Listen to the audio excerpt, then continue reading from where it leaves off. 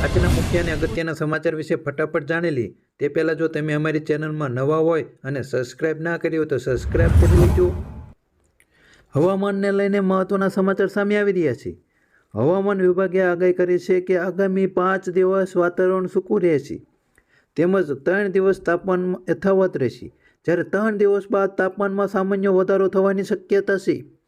ત્યારે હાલ 24 કલાકમાં તાપમાનમાં આવેલા ઘટાડામાં ઉત્તરના પવનો ફૂંકાતા ઘટાડો આવ્યો છે, જે પવનની દિશા 3 દિવસ બાદ પૂર્વના પવનો ફૂંકાશે, જેના કારણે તાપમાન વધશે। 2 દિવસ સુધી લોકોને ઠંડીનો અહેસાસ થશે અને બપોરે ગરમીનો પણ અહેસાસ થશે। વતનમાં વડાપ્રધાન નરેન્દ્ર મોદીને લઈને મહત્વના સમાચાર આવી રહ્યા છે। 24 ફેબ્રુઆરીએ રાત્રે પીએમ મોદીનું જામનગરમાં થશે આગમન। 25 ફેબ્રુઆરીએ પીએમ મોદી સૌરાષ્ટ્રને આપશે કરોડોની ભેટ। સૌ પ્રથમ પીએમ કરશે દ્વારકાધીશના દર્શન, ત્યારબાદ સિગ્નેચર બ્રિજનું પણ ઉદ્ઘાટન કરી શકે છે। દ્વારકામાં કરોડોની યોજનાનું કરશે ખાતમુહૂર્ત, બાદમાં જનસભાને પણ સંબોધન કરશે પીએમ મોદી।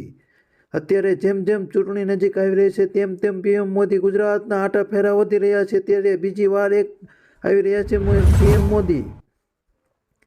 ખેડૂતો માટે મીઠો નિર્ણય લેવામાં આવ્યો છે। ખેડૂત આંદોલન વચ્ચે મોડી રાત્રે મોદી કેબિનેટ બેઠક યોજાઈ હતી। શેરડીની ખરીદી કિંમતમાં 8% વધારાને લઈને મંજૂરી આપી છે। ક્વિન્ટલ દીઠ શેરડી ખરીદી કિંમત 315 રૂપિયા વધારીને 340 રૂપિયા કરવામાં આવે છે। આ રીતે શેરડીની ખરીદી કિંમત ઉપર 8%નો વધારો કરવામાં આવ્યો છે। ઇન્ડિયા અને ઇંગ્લેન્ડ વચ્ચે જે ચોથી ટેસ્ટ મેચમાં બીજા દિવસની રમત સમાપ્ત થઈ છે। ઇંગ્લેન્ડે પ્રથમ દાવમાં 353 રનમાં ઓલ આઉટ થઈ ગયું છે, ત્યારે ટીમ ઇન્ડિયા 7 વિકેટના નુકસાને બનાવ્યા 219 રન। યશસ્વી જયસ્વાલે શાનદાર સદી ફટકારી શકે તેવું લાગી રહ્યું છે। આગળના સમાચાર વિશે વાત કરીએ તો કપાસના ભાવને લઈને મહત્વના સમાચાર સામે આવ્યા છે। ભાવની વાત કરીએ તો કપાસના ભાવ 25 થી 50 વધીને હલકા માલના રૂપિયા 1200 થી 1300 પ્રતિ મણના અને સારા માલના રૂપિયા 1400 થી 1450 અને 1500 પણ મળી શકે છે। તેવી જ રીતે રૂના ભાવમાં 55000 થી 55500 અને બેસ્ટ ક્વોલિટીમાં 56000 પ્રતિ ખાંડી થયા છે। વૈશ્વિક ઉત્પાદનમાં લગભગ 25% હિસ્સો કુલ કપાસ એ સૌથી મહત્વપૂર્ણ રોકડ પાક અને એ છે અને વૈશ્વિક ઉત્પાદનમાં લગભગ 25% હિસ્સો ધરાવે છે। બીજી સૌથી મોટો ઉત્પાદક ગુજરાત અને પછી મહારાષ્ટ્ર આવે છે, જ્યારે ખેડૂતોને 6500 રૂપિયાથી લઈને 71 રૂપિયા પ્રતિ ક્વિન્ટલના ભાવ મળી રહ્યા છે। મહારાષ્ટ્રના ખેડૂતોને સારા ભાવ મળવાની આશા છે। હાલમાં ગુજરાતમાં કપાસમાં તેજી આવી રહી હોય તેવું લાગી રહ્યું છે અને કપાસના ભાવ દિવસે ને દિવસે વધતા જાય છે।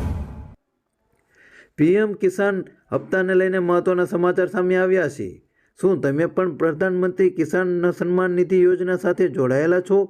શું તમે પણ પીએમ કિસાનના 16મા હપ્તાની રાહ જોઈ રહ્યા છો? તો તમારા માટે પણ એક મોટા સમાચાર સામે આવ્યા છે। ટૂંક જ સમયમાં તમારા ખાતામાં પીએમ કિસાનનો 16મો હપ્તો આવશે। તેના નવીન અપડેટ હપ્તાની રિલીઝ તારીખ જાહેર કરવામાં આવી છે। ફેબ્રુઆરી મહિનાના અંત પહેલાં પીએમ કિસાનના હપ્તા ભરી તમારા બેંકમાં આવી શકે છે। ખેડૂતો લઈને સારા સમાચાર સામે આવી રહ્યા છે। પીએમ કિસાનનો હપ્તો તમારા ખાતામાં ટૂંક જ સમયમાં આવી શકે છે। બ્રેકિંગ ન્યૂઝ આવી રહ્યા છે। આપ અને કોંગ્રેસ વચ્ચે ગાઠબંધન। લોકસભા ચૂંટણી 2024 માટે આમ આદમી પાર્ટી અને કોંગ્રેસ વચ્ચે ગાઠબંધનનું સત્તાવાર એલાન કરવામાં આવ્યું છે।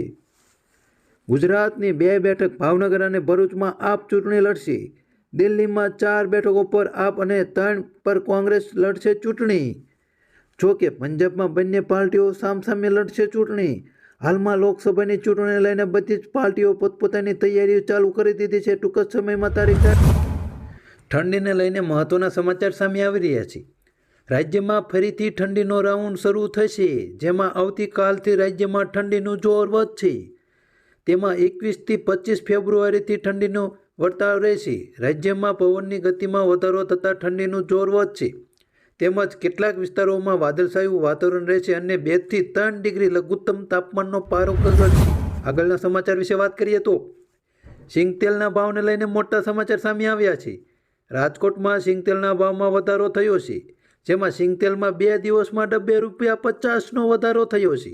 ત્યારે સિંગતેલના હાલ ડબ્બાનો ભાવ ₹2600 છે, તેમાં મગફળીના ભાવમાં નજીવો વધારો થતાં તેલના ભાવ વધ્યા છે. ગૃહિણીનું ઘરનું બજેટ બનાવવામાં મુશ્કેલી ઊભી થશે. ઉલ્લેખનીય છે કે ગૃહિણીઓ ઘરનું બજેટ બનાવવામાં મુશ્કેલી ઊભી થશે કારણ કે સિંગતેલના ડબ્બાનો ભાવ હાલ ₹2600 છે. સામાન્ય રીતે તહેવારોના દિવસે આટલો વધારો જોવા મળતો હોય છે, પરંતુ વગર તહેવારે મોટો ભાવ વધારાનો આવ્યો ત્યારે ગૃહિણીનું બજેટ ખોરવાઈ ગયું છે. આગળના અને મહત્વના સમાચાર વિશે વાત કરીએ તો ડુંગળીને લઈને મહત્વની અપડેટ આવી રહી છે. માણસને રડાવનારી ડુંગળી 4000 વર્ષથી ઉપયોગમાં લેવામાં આવે છે. તેનું મૂળ આના કરતાં પણ જૂનું છે. રસપ્રદ વાત એ છે કે ડુંગળી એક પાક છે જે વિશ્વના મોટા ભાગના દેશોમાં ઉગાડવામાં આવે છે. તેમ છતાં તેની કિંમતોમાં રેકોર્ડ બનાવે છે. ડુંગળીના ઉત્પાદનમાં ભારત અને ચીન મોખરે છે. તેમ છતાં ભારત અને ચીન એ દેશોમાં સામેલ નથી જેઓ તેનો સૌથી વધુ વપરાશ કરે છે. ડુંગળી ફરી એકવાર સમાચારમાં છે. મોદી સરકારે મોટા નિર્ણય લેતા ડુંગળીની નિકાસ પર પ્રતિબંધ હટાવી દીધો છે. અત્યારે ડુંગળીના ભાવ વધે તેવા સમાચાર આવી રહ્યા છે. ખેડૂતો માટે સારા સમાચાર કહેવાય. IPLની તારીખનું એલાન. મહત્વના સમાચાર આવી રહ્યા છે. IPLના રશિયાઓ માટે ગુડ ન્યૂઝ આવી રહ્યા છે. ચેરમેન અરુણ ધુમલેએ કહ્યું કે 22 માર્ચથી IPLની શરૂઆત થશે.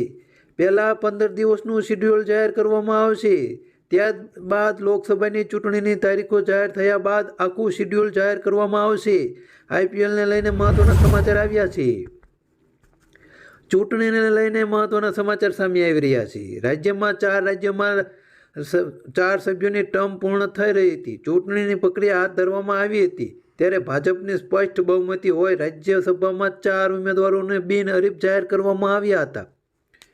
ભાજપના 4 ઉમેદવારો બિનહરીફ જાહેર થતાં ઉમેદવારના ટેકેદારોમાં આનંદની લાગણી છવાઈ ગઈ છે. હાલમાં લોકસભાની ચૂંટણી આવી રહી છે, તેને લઈને પણ મહત્વના સમાચાર સામે આવી રહ્યા છે.